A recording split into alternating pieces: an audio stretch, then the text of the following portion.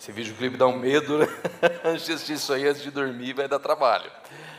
Isso aí, gente, boa noite. Hoje é o terceiro capítulo da nossa série, O Mundo Invisível, e a gente está falando um pouquinho sobre esse mundo que a gente não vê, mas que influencia muitas vezes as nossas decisões, as nossas atitudes. Não de maneiras assim, vamos dizer, drásticas ou aterroradoras, porque às vezes você vê um filme de terror e aparece aquela coisa horrorosa, aquele monstro horroroso, e não é bem assim que a coisa acontece. Se fosse assim, seria até mais fácil fugir disso, né? Porque ninguém quer andar perto de uma coisa feia ou aparece aquele monstro, você corre, está evidente. O problema é quando isso acontece através de pequenas sugestões que você nem se toca de quão grave elas são, e você vai aceitando essas sugestões e vai incorporando aquilo ao seu pensamento, às suas ideias, e você começa a aceitar aquilo, e a hora que você vê, você já está até o pescoço, mergulhado naquelas ideias, naqueles conceitos, e de repente é tarde demais. Ou você já está pagando um preço alto por ter aceito aquelas sugestões. Hoje foi engraçado, isso não estava planejado, mas o pessoal do Ponto de Partida foi em casa assistir um vídeo, eles foram assistir um filme que chama A Jornada. E nesse filme há um grupo de teólogos de uma universidade muito famosa e tal, e isso passa no século retrasado, né, no ano 1800 e alguma coisa, e um desses teólogos está escrevendo um tratado de teologia, e ele propõe lá uma mudança na visão da teologia, e que leva um outro colega dele a se escandalizar, e fala que não podemos fazer isso, não podemos. Bom, encurtando a história, o cara viaja no futuro, 100 anos mais para frente, vem para lá na nossa época, e aí ele descobre o estrago que aquela mudança na teologia que ele estava propondo 100 anos antes iria causar no mundo. Mas era só uma mudança, era só uma ideia, era só um pequeno conceito que quase que não fazia diferença nenhuma. Mas 100 anos mais tarde, aquilo destruiria, né, ou comprometeria toda a qualidade do cristianismo, toda a convicção dos cristãos. E é assim que acontece às vezes na nossa vida, é assim que acontece até nas instituições. Outro dia eu estava vendo uma lei que estão querendo diminuir a maioridade legal para relações sexuais, né, que hoje é 18 anos. Então, se um rapaz convencer uma mocinha mais nova, ele pode ir preso e tal, tem tudo isso, e eles querem diminuir para 16, e daqui a pouco será que não vão querer diminuir para 14? Tem países que já é 12, quer dizer, logo a pedofilia não é mais crime, né? Então é assim que começa, são pequenas ideias, pequenos conceitos que são lançados, e a gente vai incorporando aquilo, a gente vai aceitando aquilo, e isso acontece até mesmo no nosso vocabulário. E pode parecer que é bobagem, mas a gente começa a abandonar certas palavras, né? A gente começa a não falar mais sobre algumas coisas que são importantes, como, por exemplo, a gente começa a não falar mais sobre pecado. Então, de repente, não é mais politicamente correto você falar sobre pecado. Não, você não chega para o seu filho e fala assim, olha, você foi mal na escola, você não estudou, você pecou. Não, você fala o que para ele? Olha, você não está indo bem, você tem que melhorar, você tem que se aprumar, menino. Você tem que fazer tarefa. Na empresa, você pisa na bola, você deixa de fazer um relatório, seu chefe também não vai chegar para você e falar assim, você pecou contra a nossa empresa. Não, ele vai falar, seu desempenho está baixo. Nos relacionamentos, nenhum amigo chega para o outro e fala assim, você pecou contra mim? Não, cara, você pisou na bola, meu. Pô, você me deixou esperando, né? E a gente começa a não usar mais essa palavra. É claro que esses são exemplos simples, mas daqui a pouco vocês vão ver como a coisa vai pegando, porque quando a gente fala em pecado, automaticamente nós pensamos em quê? Em Deus. O pecado está intimamente ligado à nossa relação com Deus, porque foi Deus quem gerou esse conceito de pecado, o que é certo e o que é errado, e o que é errado é pecado. Então, o pecado nos faz pensar em Deus, e nos faz pensar em julgamento, e nos faz pensar em castigo. E, de repente, há uma moral absoluta que não pode ser quebrada, que não pode ser rompida, e se eu romper essa moral, eu tenho que pedir perdão, e se eu não pedir perdão, eu vou ser condenado, eu vou ser julgado, eu vou ser punido, né? E o dicionário, olha só, o dicionário define pecado da seguinte maneira, esse é o Michaelis. Pecado, o que é pecado? É uma transgressão de lei ou preceito religioso, transgressão de qualquer preceito ou regra, demônio, tentador, culpa, defeito, falta ou vício. Ou seja, pecado significa algo que eu tenho culpa, que foi meu defeito, que foi minha falta, que houve uma intencionalidade Eu fiz de propósito. Eu sabia que era errado e eu fiz. Essa é a definição de pecado. E quando a gente fala isso, a gente se sente mal, porque é ruim você falar assim, né? Foi minha culpa. Fui eu que fiz. Eu sabia que eu não devia ter feito, mas eu fiz. Ninguém gosta de assumir assim, de falar isso, falar mal de si mesmo, né? É esquisito, é estranho, a gente não gosta de falar isso. E é por isso que a gente não usa essa palavra mais. Aí a gente prefere uma outra palavra que é um pouco diferente. Engano. Não. Não é que assim, não foi um pecado, foi um engano, foi um deslize, foi um erro. Eu não queria que acontecesse isso, eu só cometi um engano. Porque engano, olha só o que significa. Põe lá no telão. Engano. Ação ou efeito de enganar ou de enganar-se. Insídia, falácia, logro. Estado em que foi enganado. Falta de realidade no que se expõe certo. Quer dizer, não entender o que é certo. Equívoco. Alheamento, devaneio, ilusão. Promessa falaz, cair no engano, deixar-se enganar. É muito melhor. Porque agora, quando eu piso na bola, eu falo alguma coisa, eu falo assim, não, desculpa, eu me enganei. Quer dizer, eu fui enganado, não era bem isso, não era o que eu queria fazer, eu não sabia o que era certo. Eu estava meio assim, fora de mim, eu estava alheado, eu fui influenciado. Né? Eu não... Outro dia eu vi uma pesquisa, eu estava lendo a Men's Health, né? E aí eles fazem umas pesquisas bem bobas lá, né? Daí tinha uma pesquisa lá, né? O que você falaria se você fosse pego, né? Tendo um caso, né? Olha o tipo da pesquisa. Aí um falava assim, que eu estava possuído por um demônio. Mas é isso, é alheamento, devaneio, ilusão, quer dizer, não é culpa minha, eu fui possuído, alguma coisa me tomou e eu fui lá, eu tive que fazer aquilo. Foi apenas um engano. Isso não é pecado, é engano. Porque há uma grande diferença entre pecado e engano, porque, de novo, pecado diz respeito a Deus, a moral de Deus, e diz respeito a julgamento, diz respeito a punição, exige perdão. Agora o engano é só um engano. Sei lá, o engano, eu não estava pensando bem, foi um deslize. Você não vai me punir por isso, porque eu não queria fazer isso. Aconteceu, mas, sabe, você não vai me punir. Nós não vamos passar disso. E aí a gente continua.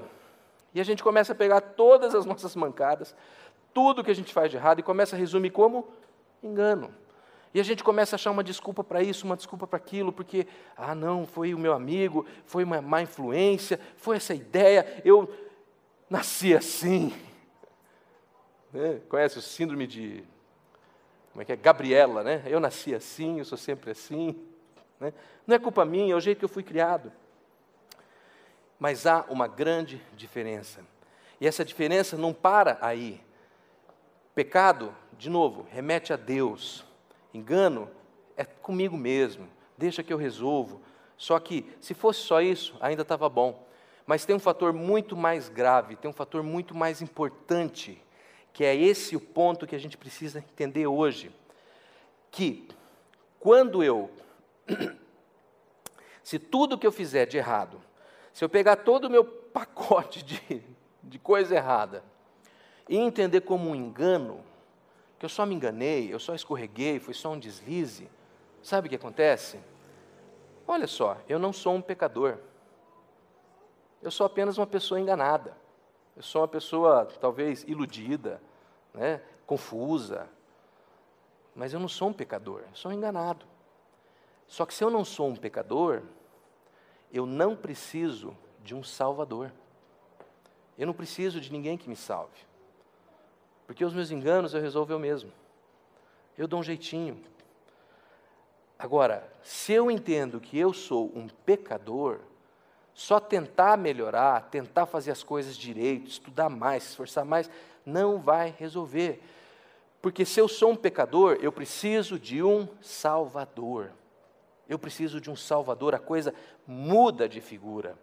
E é isso que o mundo invisível sutilmente tenta nos vender. Não, você não é um pecador. Você só é uma pessoa mal informada. Você só não tem o conhecimento necessário. Você não sabia. Para com isso. Não se sinta culpado, não foi culpa sua. É isso que que Ele passa para nós. Afinal de contas, ninguém é perfeito, não é? Você é apenas humano, perfeito só Deus.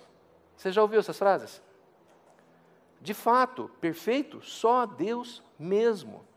Perfeito só Deus mesmo. Mas enquanto a gente se esconde atrás dessas afirmações, nós estamos dizendo o quê? Que eu sou um enganado. Eu não sou um pecador. E a gente foge do fato que todos nós somos pecadores. Nenhum de nós escapa. Foi o que Jesus falou. E nós precisamos de um Salvador para nos livrar dos nossos pecados. E é isso que o mundo invisível tenta tirar de nós, essa compreensão. Espera aí, sim, eu sou um pecador e eu preciso de um Salvador. Enquanto eu acho que eu sou apenas uma pessoa equivocada, que deu azar de fazer algo errado ou de ser pego, né? Eu não preciso de Salvador. Eu mesmo me resolvo. A hora que eu entendo que eu sou um pecador, aí, opa, eu não consigo sair dessa sozinho. Eu não consigo sair dessa. E você pode até convencer alguém, você pode convencer sua esposa, seu esposo, seu patrão, seu filho, seu pai, que foi só um engano, mas no fundo, cada um de nós sabe o que está dentro do seu coração. Sabe ou não sabe? Você sabe o porquê das coisas, o porquê que você faz, o porquê você fez, o porquê você sonha fazer. E você sabe que, na verdade, o problema é a sua natureza. O problema não é o seu amigo. Quando o seu amigo te convida para fazer alguma coisa que você sabe ser errado, você vai porque você está afim. Porque se você não tivesse afim, você não ia. Ninguém é levado contra a vontade. Nossa, eu fui arrastado à força a ir lá naquela festa e fizemos aquela barbaridade toda. Não. A sua natureza te leva. A minha natureza me leva. Então a gente sabe, nós sabemos o que está no nosso coração. E você sabe que no fundo, não foi um engano. No fundo, foi pecado. Porque você sabia e eu sabia o que estava acontecendo, exatamente. Sabe? Sem contar aquelas coisas que a gente não faz, mas pensa, né? Eu não sei se sou só eu, mas de vez em quando a gente pensa umas barbaridades, né? Tipo assim, aquele seu colega é promovido, né? Vocês trabalham, né? Todo mundo aqui trabalha. Aí o seu colega é promovido. E aí ele chega, fui promovido, você fala, parabéns, cara, você merece. Quem merecia era eu. Eu tô aqui mais tempo, eu trabalho mais que ele, vagabundo. Puxa saco do chefe. Mas você pensa um monte de coisa, você fala, parabéns. E lá dentro você está... Né? Ou aquela sua amiga chega 6 quilos mais magra. Meu Deus, como você está linda! Eu te odeio. Não é assim? Não é? Ou teu vizinho chega com um carro zerinho. Nossa, que carro lindo! É flex, né? É, legal, parabéns. O que são essas coisas que acontecem dentro da nossa cabeça, mas que a gente não faz, por medo de ser pego, não é? Mas você morre de vontade, às vezes, de fazer. Você gostaria de fazer. Talvez se você estivesse em outra cidade, em outro país, sem ninguém por perto, talvez você faria. O que são essas coisas? São enganos? Não são enganos. Nós sabemos o que passa dentro do nosso coração. Agora, e a culpa? Se é só um engano, por que eu me sinto culpado? Por que eu faço alguma coisa e depois falo, não, desculpa aí, não queria fazer, não foi bem assim, eu fui... Mas eu me sinto culpado. Mas se é só um engano, se não foi minha culpa, por que eu sinto culpa? Então não devia ter culpa nenhuma. Não é verdade? Não devia ter culpa. Foi só um engano. Sabe por que a gente se sente assim? Porque o mundo invisível, a nossa cultura, ela pode falar o quanto ela quiser, que foi apenas um engano. Mas nós sabemos, no fundo do nosso coração, que não é bem assim. Nós sabemos, no fundo, que nós somos pecadores. Eu sei que essa é uma palavra que ninguém gosta de ouvir, mas nós sabemos que nós somos pecadores. Pessoas que pecam. E nós precisamos, por isso, de um Salvador. E Jesus fala sobre isso o tempo todo, e ele fala isso de uma maneira tão clara que chega a ser constrangedora. E ele eleva o nível, ele eleva o padrão moral de tal forma que é assustador. Vocês querem dar uma olhada? Por quê? aquele povo com quem Jesus se relacionava, eles tinham muitas leis. E eles achavam que cumprindo aquelas leis estava tudo certo. Eles tinham muitas leis. Então eles se relacionavam com as leis, né? Nós já falamos sobre isso aqui antes. O negócio era cumprir a lei. Cumpriu a lei, está tudo beleza. E aí Jesus chega e fala assim, não, meu caro, não é só isso. Como assim não é só isso, Jesus? Tem 631 leis, ou tantas mais, não lembro. Você está falando que não é só isso? Não é só isso. E Jesus mostra para aquele pessoal que eles são piores do que eles pensavam ser. E ao mesmo tempo, ele é paradoxal, porque ele fala assim, Deus te ama. Deus te ama como você é. Ele fala, peraí, mas você está falando que eu sou horrível, que eu sou uma pessoa terrível, que eu não presto, mas você está falando que Deus me ama. Ou eu sou terrível, ou Deus me ama. Porque na época era assim, para Deus me amar, eu tinha que ser muito bom, eu tinha que ser correto, senão eu não teria o favor de Deus, Deus não me amaria. E Jesus fala, é isso mesmo, você é horrível. E Deus te ama. Você é pior do que você imagina. E Deus te ama muito mais do que você pode sonhar. E aí o povo endoida, né? Mas como, Jesus? Como assim? É difícil entender isso. Não foi assim que nós aprendemos. Não foi isso que a gente aprendeu na igreja. E aí Jesus faz um discurso que nós chamamos de Sermão do Monte. E nesse sermão, ele chuta o balde. Ele fala umas coisas que são tremendas. Nós não vamos ler o sermão inteiro aqui, porque ele é muito longo, né? Aí o meu sermão vai ficar mais longo ainda. Mas nós vamos pegar algumas partes, só para vocês entenderem o nível que Jesus leva as coisas com aquele pessoal. Nós vamos começar lá no capítulo 5, versículo 17. Jesus começa o seu ministério falando isso. Eu fico pensando, se eu estivesse começando o ministério hoje, acho que é a última palavra que eu iria dar, porque ele já começa detonando. Então, a gente imagina, se você vai começar o ministério, você começa pegando leve, né, vai atraindo as pessoas. Jesus não, ele já começa escancarando mesmo. Olha o que ele fala. No versículo 17 ele fala assim, não pensem que eu vim abolir a lei ou os profetas. Porque eles estavam esperando um Messias que viesse e que mudasse tudo, e que resolvesse tudo, e que viesse com um exército, e dominasse os romanos, e acabasse com a lei, e trouxesse o céu na terra, que eles queriam. E ele fala, não foi isso, eu não vim abolir a lei, eu não vim abolir, eu vim cumprir. O que ele está dizendo? E aí ele continua, no versículo 19, todo aquele que desobedecer a um desses mandamentos, os mandamentos do Velho Testamento, ainda que os menores, e ensinar os outros a fazerem o mesmo, será chamado menor no reino de Deus. Em outras palavras, o que eu estou dizendo não anula o que já foi ensinado no passado. Não anula. Completa. Adiciona. E no versículo 20, aí a coisa pega. Pois eu lhes digo que se a justiça de vocês não for muito superior à dos fariseus e mestres da lei, de modo nenhum entrarão no reino dos céus. Mas espera aí, Jesus, como assim? Os fariseus, a profissão do fariseu é ser bom. Mestre da lei, a profissão do mestre da lei é ser santo. O cara, até a roupa que ele usava era santificada. Ele não podia tocar em pessoas, ele não podia tocar em comidas, porque ele era um cara santificado, ele tinha cerimoniais de santificação. Como que a gente vai ser bom que nesse cara? Não dá. E Jesus fala, estão vendo aquela turma ali, os fariseus, mestres da lei, estão vendo eles? Estamos vendo, Jesus. Se vocês não forem melhor que eles, não rola. Jesus, não dá. Como? Eu não tenho tempo para ser tão santo. O cara passa horas orando, ele passa horas se limpando, se purificando. Eu não tenho como fazer isso, eu tenho que trabalhar, eu tenho que cuidar das minhas ovelhas, eu tenho que cuidar dos meus porcos, eu tenho que fazer minhas coisas. Não dá, não dá.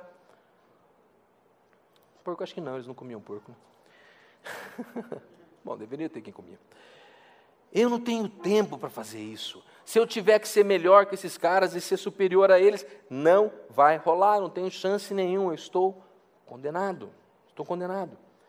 E aí Jesus começa a dar alguns exemplos do que ele quer dizer na prática. E no versículo 21 ele fala assim, vocês ouviram o que foi dito aos seus antepassados, não matarás. E quem matar estará sujeito a julgamento. Beleza, não, nunca matei ninguém. Você já matou alguém? Não, nunca matei ninguém. Não, beleza, não, Jesus, isso aí estamos em cima, porque nós nunca matamos ninguém, nós somos pessoas de bem, né? Então, esse aí nós chamamos de letra.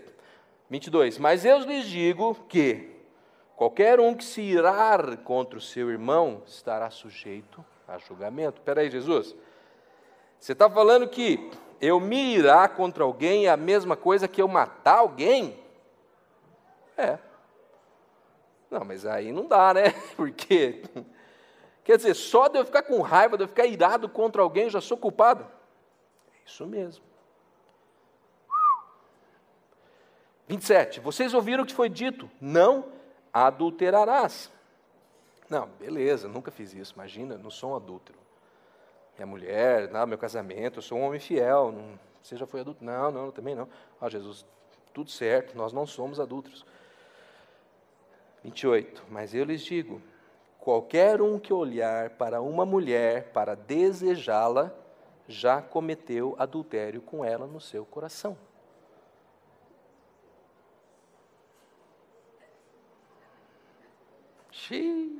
Ô Jesus, então eu acho o seguinte, eu acho que todos nós, quer dizer, todos nós não, eu não, né? Acho que todos os meus amigos aqui, todos os meus amigos estão condenados, porque é difícil, né, Jesus? A menina entra com a mini saia, a gente olha, quer dizer, só de eu olhar, mas só de eu pensar, só de você pensar, pô, Jesus, mas você acabou de condenar todo mundo, quer dizer, eu não, os meus amigos todos, está todo mundo condenado. Né? Quem consegue ser bom assim? Se a gente depender disso para ter salvação, nenhum de nós vai conseguir. E aí Jesus termina de detonar e acaba com tudo. No versículo 43 ele fala assim, vocês ouviram o que foi dito, ame o seu próximo e odeie o seu inimigo. Mas eu lhes digo, amem os seus inimigos e orem por aqueles que te perseguem. Uau! Aí eu acho que o povo quase que se revolta. E eles falam, Jesus, espera aí, Jesus, fala sério, Jesus, eu não oro nem pelos meus amigos. Eu mal oro pelos meus filhos, pô. Eu só oro por mim mesmo. Agora você está falando que eu tenho que orar pelos meus inimigos? Como assim? Quer dizer, é esse o padrão que Deus quer estabelecer? Eu tenho que ser bom assim, a ponto de orar pelos meus inimigos? Pelo bem deles? Orar pelos que me perseguem, é isso que é a justiça de Deus? Então eu sou um assassino porque eu me irei. Eu sou um adúltero porque eu pensei em alguma coisa. E eu não sou bom o bastante porque eu não oro pelos meus inimigos. Não dá. Desse jeito, Jesus, ninguém é bom o bastante. Ninguém é bom o bastante. E eu acho que aí Jesus sorri e fala, legal, agora vocês entenderam. Agora vocês entenderam. É exatamente isso que eu estou tentando mostrar. É exatamente isso, que ninguém é bom o bastante. E talvez vocês vieram aqui para esse monte, estão aqui me seguindo, achando que vocês são simplesmente pessoas enganadas, pessoas equivocadas, que cometem erros. E o que eu estou tentando mostrar para vocês todos é que vocês são pecadores. E que vocês precisam de um Salvador. E foi por isso que eu vim. Eu acho que as pessoas ficam assim, uau, entendi. E a gente vê pelos 4 evangelhos, se você ler os evangelhos, você vai ver que Jesus atraía um monte de gente nessa categoria. As pessoas dessa categoria, os cobradores de imposto, os corruptos, as prostitutas, os párias da sociedade, aquelas pessoas que não se incluíam na sociedade, elas estavam sempre perto de Jesus, elas eram atraídas a Jesus, porque Jesus tinha 2 mensagens. 2 mensagens. Primeiro, você é um pecador, você está numa fria. Mas segundo, Deus ama os pecadores. E Ele enviou um Salvador para te salvar. Primeiro, você é um pecador, você não tem esperança. Segundo, eu vim para te dar esperança. Eu vim para isso. E o básico da mensagem de Cristo é que até que você reconheça que é um pecador e que precisa do Salvador, até que você reconheça isso, você não está pronto para aceitar o Salvador. Porque você ainda acha que você mesmo consegue dar um jeito nos seus enganos. Eu consigo dar um jeito na minha vida. Eu posso melhorar. Eu posso aprender. Enquanto a gente não entende que há algo errado dentro e no profundo do nosso coração, Nós nunca vamos poder abraçar um Salvador, chegar até o Salvador. E você vai continuar achando que aquelas coisas impróprias que você faz e que você pensa são apenas enganos, são apenas deslizes. E você continua sem achar, sem entender que o padrão de Deus é muito mais alto e que é impossível chegar até Deus sem o Salvador.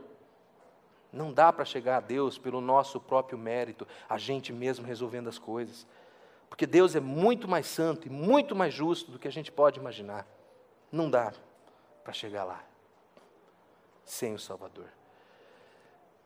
Eu gosto daquela história que Jesus está na cidade e o pessoal traz uma mulher que é pega em flagrante de adultério, e eles trazem aquela mulher, jogam a mulher no chão e falam: Jesus, mestre, essa mulher foi pega em flagrante adultério e a lei diz que ela deve ser apedrejada até a morte. O que o senhor diz? E eles fazem uma pegadinha com Jesus, eles querem testar Jesus, ver o que Jesus vai fazer, se ele vai cumprir a lei ou se ele não vai cumprir a lei. E Jesus olha para aquela mulher e ele fala: ah, gente, pega leve com ela, tadinha, vocês não sabem a história dela, ela cresceu num lar desestruturado, vocês não viram como o pai dela foi ruim para ela, ela tem uma história horrível, vocês têm que dar uma segunda chance para ela. É isso que Jesus fala? Não. Jesus fala para ela, é verdade, ela é uma pecadora. Você é uma pecadora. Você errou. E Jesus vira para a multidão e fala assim: agora, aí eu acho que a multidão já começa a juntar as pedras, né? E aí Jesus vira para a multidão e fala assim: bom, ela é uma pecadora, então, aquele aqui que não tem nenhum pecado, que nunca pecou, que atire a primeira pedra. E a Bíblia diz que aquela multidão, do mais velho para o mais novo, vão um a um indo embora, e deixam a mulher sozinha. E Jesus vira para ela e fala: e aí, cadê a turma que estava te acusando? Eu acho que ela fica assim: o que está acontecendo? Ela fala: ninguém me condenou. E Jesus fala: e eu também não te condeno. Eu também não te condeno. Eu não estou dizendo que o que você fez não era pecado. Eu não estou diminuindo o que você fez. Eu não estou passando a mão, mas eu não te condeno. E Jesus diz: vai, não peques mais. Vai, não peques mais. Ele não fala: vai, não se engane mais. Vai, não erre mais. Vai, não peque mais. Ele fala: eu não te condeno, porque agora que você entendeu o seu pecado, você se tornou uma excelente candidata para encontrar o seu Salvador. E para encontrar a graça perdoadora de Deus. E aí tem aquela história do filho pródigo, uma história maravilhosa, todos vocês já ouviram. E Jesus conta essa história e ele fala que o filho somos nós e o pai é Deus. E basicamente a história vai mais ou menos assim: o filho está meio cansado, ele quer viver uma vida agitada, ele chega para o pai, ele desonra o pai pedindo a herança antecipada. Fala: pai, me dá a minha parte porque eu quero vazar, eu quero me divertir, eu quero festar.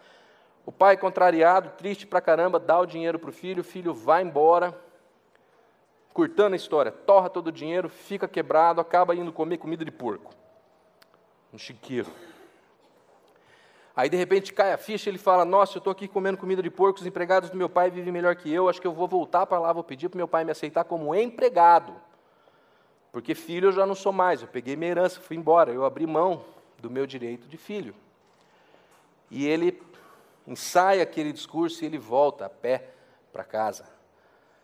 E ele chega em casa, o pai dele está esperando. E quando ele chega, aí, para mim é maravilhosa essa parte, quando ele chega, o pai está esperando e ele está olhando, e o filho diz para o pai, em Lucas 15, 21, o filho diz para ele: pai, pequei contra o céu e contra ti. Não sou mais digno de ser chamado seu filho. Em primeiro lugar, o filho não diminui o que ele fez. Ele não chega e fala: ah, pai, sabe, meus amigos me chamaram, eu sou jovem, o senhor tem que dar um desconto, eu não tenho experiência, eu sou tão imaturo ainda. Eu não vivi os anos que o senhor viveu, como é que eu ia saber que ia acontecer assim? E a moçada toda foi também. Todo mundo me chamou, como é que eu não ia? Não, ele chega e fala: Pai, pequei contra ti. Pequei contra ti. E ele sabe que o pecado tem uma consequência, e ele mesmo fala: não sou mais digno de ser chamado teu filho, essa é a consequência do meu pecado. Essa é a minha condenação. E aí o pai responde para ele: eu te disse, eu sabia que isso ia acontecer, agora você está aqui na minha mão. Ó. Foi isso que o pai disse? Olha lá, hein, gente, tem que ler a Bíblia, hein? Não foi isso que o pai disse. Mas antes de eu falar o que o pai disse, nós precisamos entender uma coisa. Os enganados, eles não correm para Deus. Eles correm de Deus. Eles fogem de Deus. A pessoa que se coloca nessa posição de se auto-justificar e se desculpar, e não foi culpa minha, eu não sabia, elas fogem de Deus. Elas não correm para Deus. Porque no fundo, ela sabe o que tem no coração. Ela conhece aquela ira, a mentira, a ganância, a lascívia, toda aquela coisa arada feia que está lá dentro. E ela sabe que merece alguma coisa, ela não sabe o que é que ela merece, mas ela morre de medo de descobrir o que é que ela merece. Então ela corre de Deus. Porque ela tem medo da consequência do pecado, e ela tem medo do que Deus vai fazer com ela, e ela espera o pior. Nossa, mas se eu levar isso para Deus, se eu for para Deus, se Deus descobrir, como se Deus não soubesse.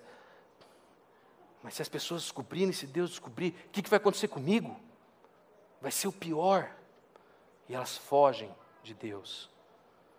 Mas a mensagem que Jesus traz é que a melhor coisa que você pode fazer é o contrário. É reconhecer o seu pecado, porque a partir do momento que eu reconheço o meu pecado, que eu reconheço a minha incapacidade, eu me coloco mais perto daquele que eu mais preciso, que é do meu Salvador. Quando eu reconheço que eu sou incapaz, e que eu peco mesmo, aí eu me coloco perto de Jesus, do meu Salvador. E o pai disse no versículo 22, olha que coisa linda: depressa, tragam a melhor roupa e vistam ele. Depressa, sabe por que depressa? Meu filho voltou, eu quero restabelecer essa comunhão o quanto antes, eu não posso esperar nem mais um minuto, meu filho está de volta. Depressa, tragam a melhor roupa para ele, não é qualquer roupa, é a melhor.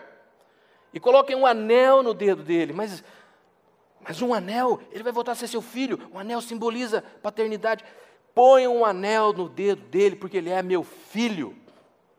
E uma sandália nos pés dele, porque ele não é um servo, ele é meu filho. Pois este meu filho estava morto e voltou à vida. Estava perdido e foi achado. E começaram a festejar o seu regresso. Gente, aquele filho, ele esperava o pior. Ele esperava chegar lá, tomar um pito do pai dele. Ele esperava chegar lá e ser humilhado pelo irmão, ser humilhado pelos empregados, e morar lá no barracão, junto com os empregados, não sei onde que eles dormiam, mas ele já esperava isso: eu vou viver com os empregados, eu vou dormir com os empregados, eu vou comer comida de empregado, eu vou usar roupa de empregado. Ele vem esperando o pior. E o pai o recebe com o seu melhor. E você vê, se você ler o resto da história, você vai ver que ele manda matar o melhor bezerro e fazer uma festa e fazer uma comemoração, que o outro irmão fica com ciúmes, mas isso é outra história. Mas nós muitas vezes somos assim, nós fugimos de Deus no nosso engano, porque nós tememos o pior. Mas Deus está nos esperando com o seu melhor. Ele tem o melhor para nos dar. Então nós temos que parar de fugir, parar de ter medo. Tenho medo de encarar a Deus, tenho medo de conversar com Deus sobre isso. Tenho medo de abrir meu coração. Temos que parar com isso. Deus tem o melhor para nós. E no momento que nós assumirmos que nós somos pecadores, nós nos abrimos para receber a graça de Deus, para receber a graça curadora. E quanto antes nós assumirmos que nós somos pecadores, mais rápido a gente vai se encontrar com o Salvador, com Jesus. E quanto antes a gente aceitar, entender que os nossos enganos são, na verdade, pecados, mais rápido nós vamos entender o que é ser perdoado. Porque agora, se eu pequei, eu recebo perdão. Eu não fico tentando remediar as coisas aqui, tratar das coisas eu mesmo. E o apóstolo Paulo, ele explica isso da seguinte maneira, lá em Romanos 3:23, olha lá. Pois todos pecaram e estão destituídos da glória de Deus. Basicamente o que Paulo está dizendo é o seguinte, você pode até ser bom, você pode ser um cara legal, um cara honesto, um bom pai, um bom marido, um bom filho, mas isso não é o bastante, porque todos pecaram e estão destituídos da glória de Deus. Ou seja, por melhor que você seja, você não consegue chegar a Deus só pelo que você faz. E aí a gente espera que o próximo versículo seja assim, e Deus está furioso e vai te castigar, porque afinal de contas todos pecaram, então Deus está bravo e vai descer o sarrafo. Não é? É isso, a gente vai, todos pecaram, estão dizendo. Eu fico imaginando o professor que chega na aula e o coleguinha já sai e fala, professor, o negócio é o seguinte, todo mundo detonou, viraram todas as carteiras de ponta cabeça, o negócio está pegando fogo. Como é que o professor entra na sala? Já entra querendo chutar todo mundo, né? Não sei, talvez vocês não, né? Mas quando eu era professor era mais ou menos assim. Mas a gente espera que a continuação vai ser, Deus vai pegar pesado. Tem um raio na mão mirado na sua cabeça. Porque todos pecaram e estão destituídos da glória de Deus. Mas Paulo, ele continua de um jeito que não dá para... Ele fala, sendo justificados gratuitamente por sua graça. Espera aí, como assim gratuitamente? Quer dizer, todo mundo pecou, perdemos a glória, mas agora nós somos justificados gratuitamente pela graça. Gratuitamente. Significa que, enquanto eu acho que eu estou me enganando, eu tenho que me virar na minha própria força. Eu tenho que fazer todo o esforço. A hora que eu entender que eu pequei, opa, aí é Deus quem vai agir. É a graça que vai agir. Aí eu vou entrar na graça de Deus e Ele vai cuidar disso, porque Ele já cuidou disso gratuitamente, por sua graça. Mas e tudo que eu devo para Deus, tudo que eu fiz contra Deus, tudo que eu devo, já foi pago. Já foi pago. Como que eu posso te compensar, Deus? Não há nada que você possa fazer. Nada. Mas Deus, finalmente eu reconheço que eu sou um pecador e eu te devo tanto. Eu acho que Deus pensa, olha, a boa notícia é que você me deve tanto que você nunca vai conseguir pagar. Então, eu permiti que outro pagasse no seu lugar. Eu pedi para outro pagar no seu lugar. Porque você não poderia. Eu não poderia pagar. E Paulo termina falando, por meio da redenção que há em Cristo Jesus, Deus o ofereceu Jesus como sacrifício para propiciação, mediante a fé, pelo seu sangue, demonstrando a sua justiça. Deus ofereceu Jesus como sacrifício para propiciação, para a nossa salvação, mediante a fé no sangue de Cristo. Isso é a maneira teológica de dizer que enquanto a gente está enganado, a gente está pensando, eu vou dar um jeito, eu vou fazer alguma coisa, eu vou me virar, eu vou estudar. Os enganados, eles tentam resolver em si mesmos, eles voltam para si mesmos para resolver os problemas, mas os pecadores reconhecem, eu não consigo, não dá. Não há em mim força ou capacidade de resolver esse problema, porque está muito lá dentro. Um livro de motivação, de autoajuda não vai resolver, uma palestra de sei lá quem não vai resolver. O que eu preciso é de um Salvador. Um Salvador. E quando você assume essa posição, você transfere toda aquela confiança que está em você mesmo, aquela confiança que está no seu próprio esforço, você pega tudo aquilo e joga para Jesus e para aquilo que Ele fez na cruz. E você entende que Ele é o Salvador e não você mesmo, não sou eu que vou resolver as coisas. Jesus vai resolver e eu coloco a minha confiança nele e não mais em mim. Eu abro mão de achar que eu estou com tudo. E eu entendo que Ele é conectar com tudo. Eu abro mão de achar que eu posso de alguma maneira compensar pelo mal que eu já fiz. E eu descubro que a única maneira é eu colocando a minha fé e a minha confiança em Jesus Cristo e crendo e crer que quando Ele morreu na cruz, Ele pagou, Ele fez o sacrifício pelos meus enganos. Não, Ele fez o sacrifício pelos meus pecados. Jesus não morreu porque eu era enganado. Jesus morreu porque eu sou um pecador. Essa é a verdade que nós precisamos entender. Essa é a verdade, porque a hora que eu reconhecer os meus pecados, mais rápido eu entro na graça, mais rápido eu recebo o perdão. E quanto mais rápido eu receber o perdão, mais rápido eu entro num relacionamento com Jesus, que a gente fala todos os domingos aí que nós queremos entrar e crescer nesse relacionamento. Porque na cruz, Jesus levou toda a sua vergonha, levou toda a sua culpa, levou toda a sua condenação. E Ele pagou a sua dívida e a minha dívida para com Deus. Ele pagou o nosso débito com Deus. Então, pergunta que não quer calar, a pergunta que eu preciso fazer para você hoje é: houve algum momento na sua vida em que você chegou diante de Deus, você chegou para Jesus e falou: Deus, chega de enganos. Chega de fingir que foi sem querer. Chega de fingir que foi só um deslize. Eu reconheço que sou um pecador. Vamos falar o português claro, pecador. Sou horrível, eu sei. Mas alguma vez você chegou para Deus e falou isso: Deus, eu reconheço que eu sou um pecador. E eu preciso de um Salvador.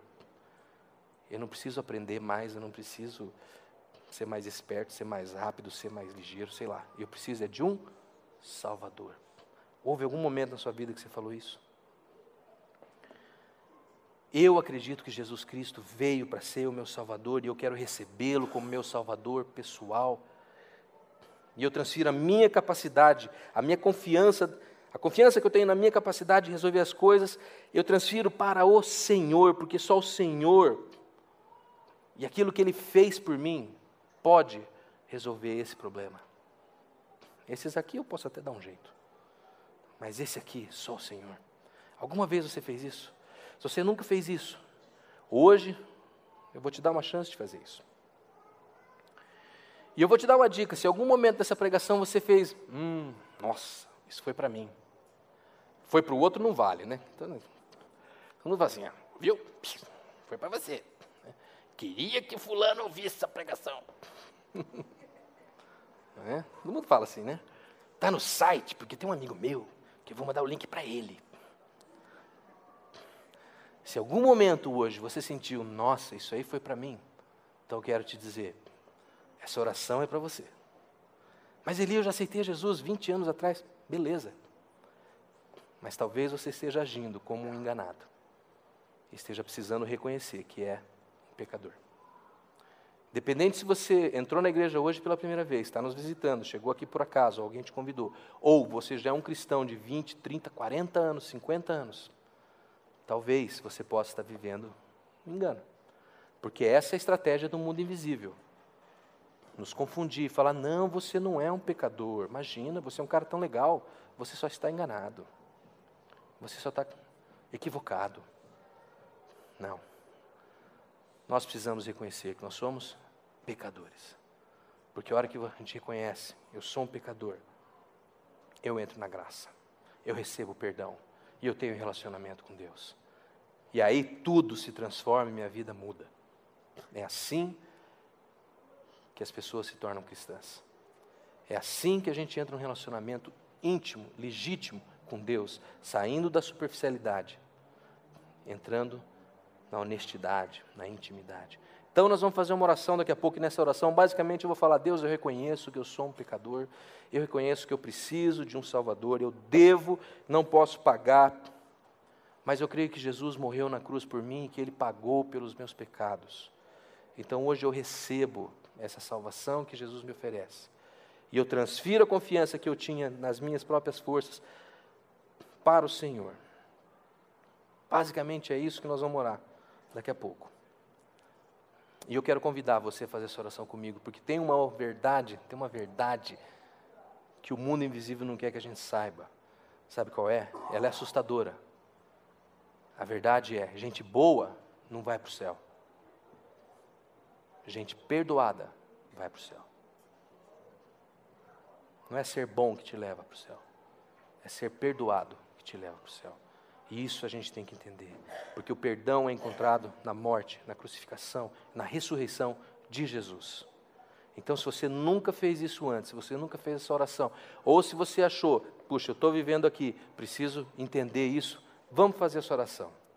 Eu quero te convidar a orar comigo, você pode abaixar sua cabeça, você pode se ajoelhar, você pode fazer o que você quiser, não precisa falar alto, não precisa vir aqui na frente, mas ore essa oração, reconhecendo, por mais difícil que seja, reconhecendo a nossa, a sua, a minha, a nossa real situação. Vamos orar? Pai, nessa noite eu quero confessar que eu sou um pecador. Pai, eu reconheço que eu preciso de um Salvador para me livrar dos meus pecados. E eu peço que Jesus entre na minha vida e seja o Salvador da minha vida. E eu transfiro a Ti, Senhor Jesus, toda a minha confiança. Eu abro mão dos meus esforços, das minhas promessas, das minhas tentativas. E eu confio naquilo que o Senhor fez por mim, para me salvar dessa vida de pecado e de morte. E nessa noite eu coloco a minha fé em Jesus, como pagamento total pelos meus pecados. Por favor, Deus, me perdoe e me aceite na sua família. Eu te amo e eu te agradeço por essa oportunidade. Pai, nós te louvamos nessa noite porque o Senhor mais uma vez fala conosco de uma maneira tão maravilhosa. O Senhor usa a Tua palavra para esclarecer, para revelar, para chacoalhar as nossas vidas e mostrar aquilo que precisa ser mudado, transformado, quebrado, jogado fora. E nessa noite eu peço, Deus, que o Senhor esteja ouvindo cada uma dessas orações, que eu sei que o Senhor já ouviu, mas que o Senhor esteja honrando e fortalecendo esses compromissos que essas pessoas fizeram, Deus. E que a Tua palavra não volte vazia na vida de ninguém aqui, mas que todos possamos ser transformados e possamos sair dessa posição de enganados para uma posição em que entendemos o nosso pecado, entendemos da nossa carência e da nossa necessidade de termos o Senhor como Salvador. Ajuda-nos nisso, Pai. Não permita que nós continuemos a ser enganados pelo inimigo, pelo mundo invisível, mas que a gente possa claramente entender quando erramos e como erramos e por que erramos. E que nós possamos ter a rapidez e a destreza de chegar e confessar isso a Ti, Senhor, e receber o Teu perdão, e receber a Tua graça e a Tua misericórdia sobre a nossa vida. Eu te peço em nome de Jesus. Peço também, Deus, uma bênção especial para cada um aqui, que amanhã, segunda-feira, Deus, essa palavra possa estar viva nos nossos corações e nos ajudando a permear o nosso dia, o nosso trabalho, nossos relacionamentos, que nós possamos, a partir de agora, ter a nossa vida transformada pela sua graça, curadora e restauradora. Em nome de Jesus é que eu te peço, e leva-nos, Senhor, na Tua bênção, nós te pedimos, em nome do Senhor Jesus. Amém. Gente, é isso aí. Boa noite. Muito obrigado a todos.